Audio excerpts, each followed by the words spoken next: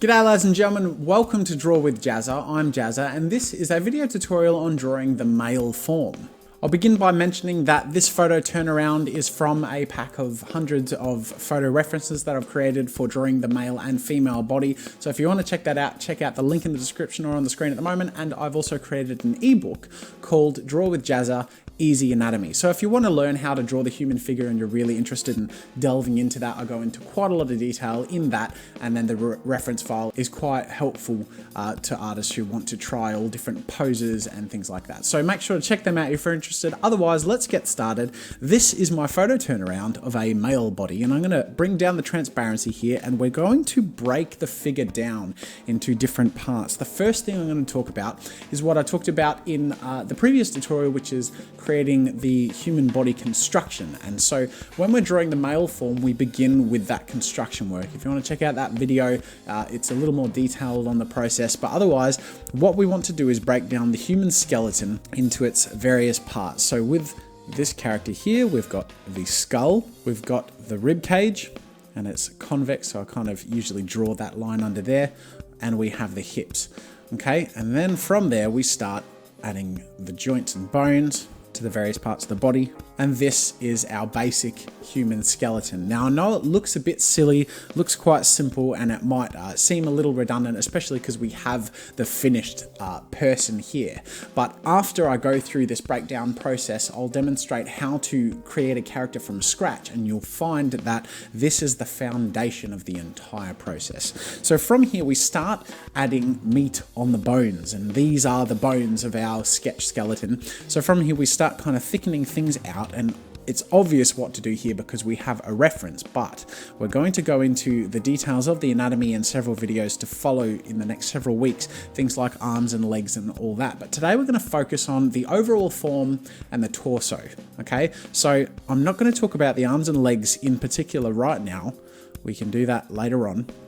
I'm just going to draw the silhouettes of them here using this as a guide, but I'm going to go in quite a bit more detail in the overall form and some things that you can keep in mind when drawing the male figure, and then in particular the torso. So I'm going to hide my reference here and zoom in, and I'm going to talk about the male torso. So as you can see, I've got a pretty clear structure, pretty clear silhouette for this male figure. There are a few things to keep in mind when drawing the human figure, and when talking about males and females, we're talking about things like masculinity and femininity. That's essentially how macho and manly it is, or how elegant and ladylike it is. And there can be women who are masculine and men who are feminine. But we're going to talk about drawing a masculine man.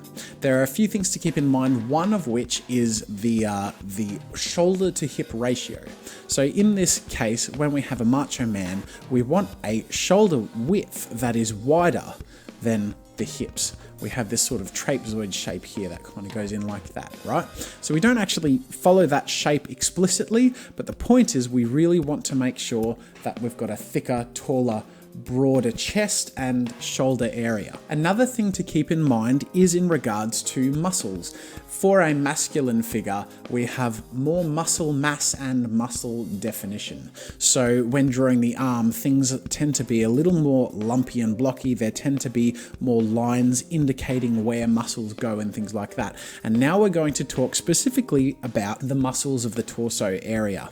So I'm going to zoom in here, and our sketch skeleton would look something like this. We've got our rib cage that goes like this, and our jaw and skull of our sketch skeleton, and the hips. But now we're going to kind of hone in on the male figure, and I'm going to use a different color just to make sure things are really nice and clear for you. The anatomy of the male torso is fairly easy to learn in terms of the main aspects. So we have the chest and the abs. They're pretty easy to learn because, let's face it, we see them all the time. Every time you watch an action movie, or even bloody Twilight where they take their shirt off every 3 seconds, we see the male chest and abs, right? It's pretty clear. We refer to it as a six-pack, so we know that it's roughly divided into a certain amount of numbers. We know that a broad chest like this, something that kind of pops out and tucks in under the arms, is that we kind of have a rough idea as to how how things look.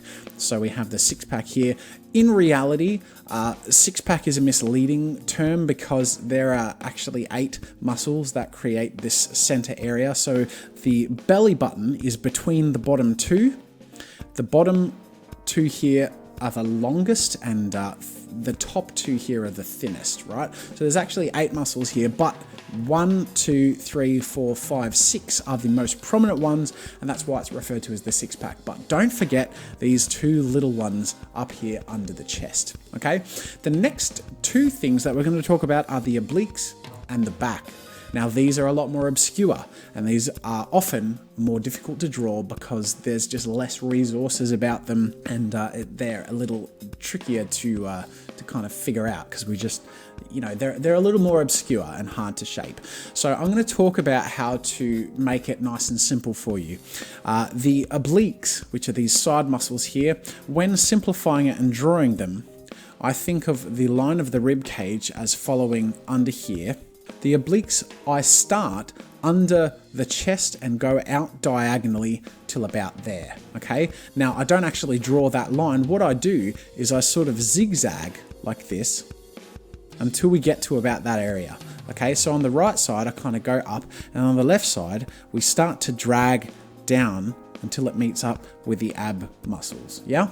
And then this bottom one is kind of separate and it's kind of individual because it kind of connects to the groin. And we see these are another actual group of muscles that are overstated because they're somewhat sexualized on men in magazines and things like that. So when drawing the abs, I tend to divide them into several parts. We have the six-pack area, which is this middle board that kind of takes up from like halfway along the width of the chest, let's say, to around the nipples, kind of goes in and then down. Then we have the obliques that kind of go out on that angle. And then we have these bottom muscles here, which are kind of connect to and part of the obliques. They're like these lower muscles around the hips, and they point down into the crotch area. When drawing the upper part of the torso, remember to draw the collarbone, and then we connect to things like the shoulders and the arms. And like I said, we'll go into more detail on the anatomy of the arms and the legs later on. But now we're going to talk about the back, and the back is another area which is a little more obscure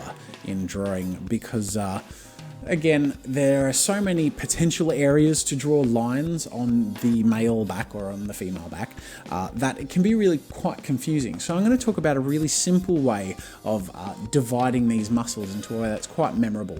So the way I like to simplify this, first of all, is we build the shape in the same way that we build the shape in the torso. We have this sort of wider area at the top than we have at the bottom.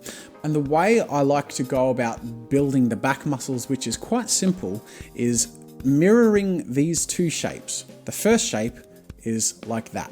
The second shape kind of tucks in under the shoulder and is quite similar to the first shape in that it's a bit thinner and has its own little shape at the top, then tilts at the bottom and has sort of a wing shape. So we have those 2 shapes. And I know it looks a little too simple and a little strange just like that. When I mirror it like this, kind of cutting across, go down and across like that, we have that sort of look. And then same thing over here. We have this first half of the second shape and then second half of the second shape. So we have that sort of a look, right? And it's almost like there are these 2 wing area shaped things, right? This middle section between those shapes connects up with the shoulders, and this bottom area kind of connects around to the butt and along the sides until it reaches the lower obliques and the side muscles at the front of the torso. So these are the 2 main areas that I like to kind of keep in mind to remember shape-wise when I'm drawing the back. And if you want to subdivide it, you can, but for simplicity's sake, this is a really easy way to remember it. And then when we want to add detail, we can kind of add a little line in there. We can kind of like add a little dimples in the back, or kind of lines for the spine, or find where the subdivisions of the muscles are. But overall, that is the shape I like to remember when drawing the male torso. So we have the front and the back and the way the muscles are divided. Now I'm going to talk about creating the male figure from scratch using these methods. So what I'm going to do is I'm going to use my sketch skeleton to begin by drawing the skull, and I'm going to keep the same basic proportions. So we have the skull, the cranium area of the skull, and I'm going to draw a 3/4 angle, but I'm going to face it in the other direction here. So I'm going to have the jaw over here like this and the direction line like that. Then I'm going to draw the rib cage over here, and I'm going to have the rib cage a little more center facing, the convex there, and then we have the hips, add circles for the shoulders, and then we kind of can add the spine direction. So we've got to be really loose when drawing our construction lines because it allows us to kind of free ourselves and not be restricted, not focusing on details until we're ready and pleased with the rough sort of geometry of the pose that we're working on. So for example, if I wanted a hand on the hip, I'd kind of go out like that and I'd draw that shape. And there we go, I've got the rough pose there. I just kind of want to move the head back because I'm feeling like it's too far forward, and that's one of the good things about drawing in such a really simple form when you're drawing with construction lines first, is because we get to see the mistakes before we've done the work. So now that I've kind of fixed that, I can start to really roughly add the outlines. I'm going to use my orange because I used that before, just to kind of outline where the details will start to build up. So I'm not going to go into too much detail, but I am going to start building up the silhouette and shape of the male body. Now this is sort of a process I tend to call putting the meat on the bones, which is where we're thickly sort of adding chunks around this sketch skeleton that I've drawn. So when drawing the arm here, I don't just kind of draw one line from one area to another. I know that there's going to be a bicep here, so I kind of add a bit of a chunky area here, and I add a bit more of a lump up there at the top because that's where the tricep's going to go. And it's a very rough, sketchy process because I'm not doing any refined work yet. This is all still part of the construction work. I'm still very rough, very loose, and I'm adding chunky sort of areas indicating where I know the geometry is going to end up going. So I can kind of move things around. That was a bit too high, so I can lower that down a bit. And we're kind of feeling our way through the process until we're happy with where it's going. So as we've talked about with the torso, I'm going to add the chest. So he's got a bit of a strong chest here, just to show that he's quite a masculine sort of guy. So before I go into the detail of the chest and the torso, I'm going to kind of really roughly sketch in the outline. Okay, so there we go. Once I'm happy with the outline, which I've got here, I can start adding some of the details. I don't want to go too overboard. What I like to do with the abs is kind of really rough out the overall shape of the middle, like this, without doing each thing one by one. Then I kind of add a line there indicating where the obliques are going to go, and then a line indicating here where this crotch pointer muscle goes. Now, as you can tell, I don't actually use all the appropriate formal terms for the muscles, and I actually don't think it's necessary to know them to be a professional illustrator. You essentially just need to know how it looks and how to draw it. So if I call it the crotch pointer muscle, that doesn't matter to a client because I don't talk about that specific muscle. I just create an image for them. I don't often create images of men for clients with crotch pointer muscles, but you get the idea of what I'm saying. I don't need to know the amphibious destructurus barangdidus major muscle. That's not a real muscle. Now I can kind of subdivide my abdomen into these areas. So we've got 1, 2, 3, 4, 5, 6 pack. And then I can kind of add these little subdivided weaved lines that kind of move into the torso. And these are our oblique muscles. And then I can work in the rest of my arm. So you can see that I've got the basics of the human anatomy working themselves into the image here, and I'm just kind of working in chunks, really not being too formal or selective about it, just really getting scribbly.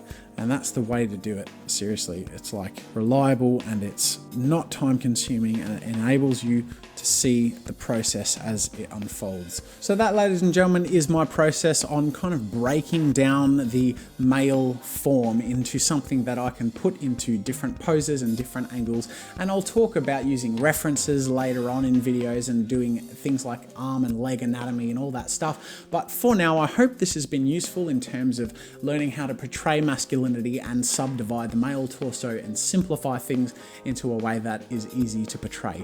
If you're interested and you appreciated this tutorial and you want to learn more about all this stuff, I have a huge reference pack which I mentioned, and I have an ebook which I released, again, link in the description, so make sure to go check those out. Otherwise, thank you for joining me, ladies and gentlemen, and until next time, I'll see you later.